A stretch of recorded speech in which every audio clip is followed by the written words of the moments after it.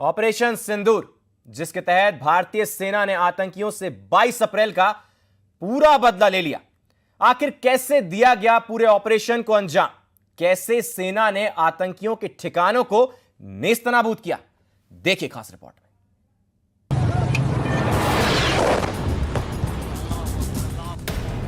तारीख 7 मई, रात 1:05। ऑपरेशन सिंदूर।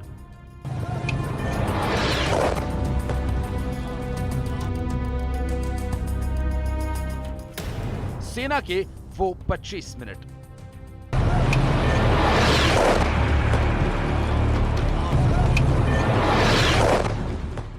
जब देश नींद में था तो पाकिस्तान की नींद उड़ाने वाली उस स्ट्राइक को अंजाम दिया गया जिसकी दहशत पाकिस्तान को रह रह कर सता रही थी। एक के बाद एक 9 ठिकानों पर धमाकेदार हमला किया गया।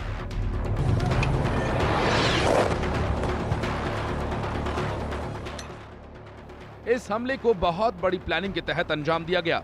खबर है कि आतंकी अपने हाइडआउट से शिफ्ट होने ही वाले थे, लेकिन इससे पहले कि वो भाग पाते भारतीय सेना ने ताबड़तोड़ स्ट्राइक कर आतंकियों के मंसूबों को धराशायी कर दिया।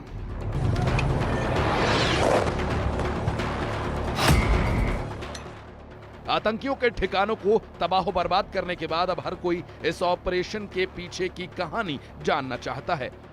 और उन 25 मिनट्स की कहानी विदेश सचिव विक्रम मिस्री, कर्नल सोफिया कुरैशी और विंग कमांडर व्योमिका सिंह ने प्रेस कॉन्फ्रेंस में बताई। पूरे ऑपरेशन को परत दर परत मीडिया के सामने रखा।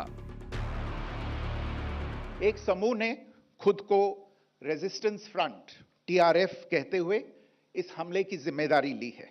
यह समूह संयुक्त राष्ट्र द्वारा प्रतिबंधित पाकिस्तानी आतंकवादी समूह लश्कर ए तैयबा से जुड़ा हुआ है। ये उल्लेखनीय है कि भारत ने मई और नवंबर 2024 में संयुक्त राष्ट्र की 1267 कमेटी की सैंक्शंस मॉनिटरिंग टीम को अर्धवार्षिक रिपोर्ट प्रस्तुत की थी, जिसमें टीआरएफ के बारे में साफ इनपुट दिए गए थे। इससे पाकिस्तान स्थित आतंकवादी समूहों के लिए कवर के रूप में टीआरएफ की भूमिका सामने आई थी।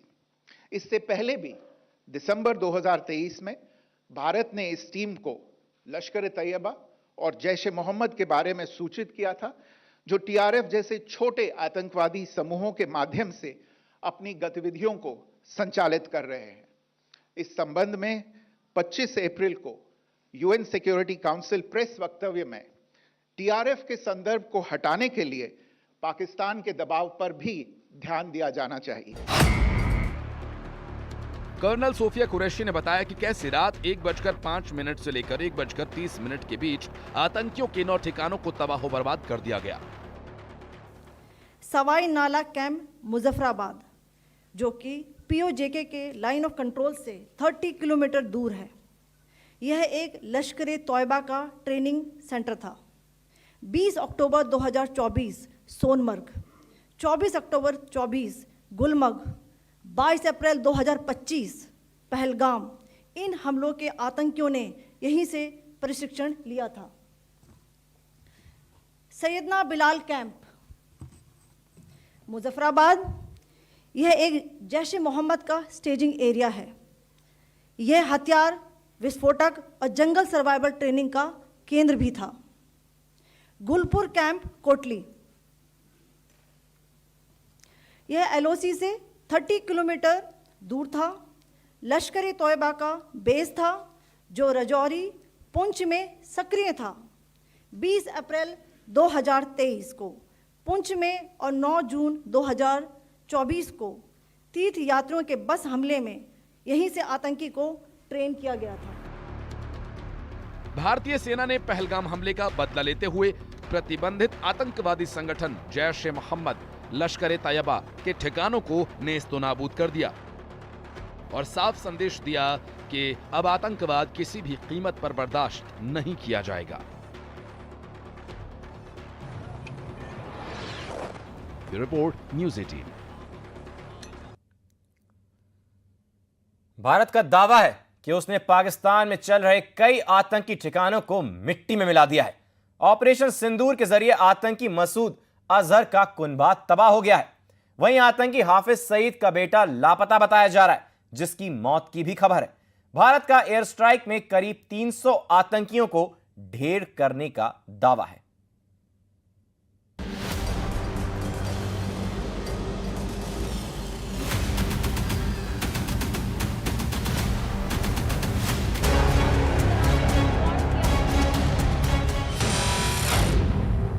आतंक के आकाओं पर सबसे बड़ा प्रहार। भारतीय सेना ने ऑपरेशन सिंदूर के तहत पाकिस्तान और पीओके में 9 आतंकी ठिकानों पर एयर स्ट्राइक की, जिसमें लश्कर ए तैयबा और जैश ए मोहम्मद के अड्डों को निशाना बनाया गया। भारत की एयर स्ट्राइक में हाफिज सईद के बेटे तलहा सईद के 5 टॉप कमांडर मारे गए। मुजफ्फराबाद का लश्कर ट्रेनिंग कैंप तबाह हो गया। बहावलपुर में जैश ए मोहम्मद का हेड ऑफिस नष्ट किया गया। हमले में लश्कर ए तैयबा के आतंकी मारे गए। वकास और हस्सान एयर स्ट्राइक में मारे गए। मुजफ्फराबाद में दोनों आतंकी मारे गए हैं। लश्कर ए तैयबा के दोनों टॉप कमांडर थे। आतंकी मोहम्मद इकबाल भी ढेर कर दिया गया। अवगत कराना चाहूंगी। पहला, सर्जल कैंप सियालकोट, यह अंतर्राष्ट्रीय सीमा से 6 किलोमीटर की दूरी पर है। मसूद अजहर का कुनबा तबाह। भारत ने दावा किया है कि उनकी तरफ से की गई एयर स्ट्राइक में आतंकियों को भारी नुकसान पहुंचा है। मसूद अजहर का परिवार भी मारा गया। परिवार के 14 लोग मारे गए। मसूद अजहर की बहन साहिबा, मसूद अजहर की बहन का पति, मसूद अजहर का भांजा, मसूद अजहर के भांजे की पत्नी, मसूद अजहर की भांजी, मसूद अजहर का भाई हुजैफा, मसूद अजहर के भाई हुजैफा की मां, मसूद अजहर के 2 और साथी। आतंकी हाफिज सईद का बेटा लापता। भारत की तरफ से यह दावा किया गया कि इंडिया के मोस्ट वांटेड हाफिज सईद और मसूद अजहर के ठिकानों को भारी नुकसान हुआ है। हाफिज सईद और मसूद अजहर के पूरे कुनबे को तबाह करने का दावा किया जा रहा है। उनके संगठनों को भारी नुकसान हुआ है। हाफिज सईद के बारे में कहा जा रहा है कि वो हमले के बाद अंडरग्राउंड है और लगातार जगह बदल रहा है। भारत की एयर स्ट्राइक के कारण पाकिस्तान में आतंकी हाफिज सईद का बेटा लापता हुआ है। हालांकि अभी इसकी पुष्टि नहीं है कि वो मारा गया या किसी और जगह जाकर छिप गया है। एयर स्ट्राइक में 200 से 300 आतंकी मारे गए। भारतीय सेना ने पीओके और पाकिस्तान में चुन चुनकर आतंकियों के ठिकानों पर बम बरसाए। भारतीय सेना की तरफ से यह दावा किया गया है कि इस हमले में जैश को भारी नुकसान हुआ है। 200 से 300 आतंकियों के मारे जाने की संभावना जताई गई है।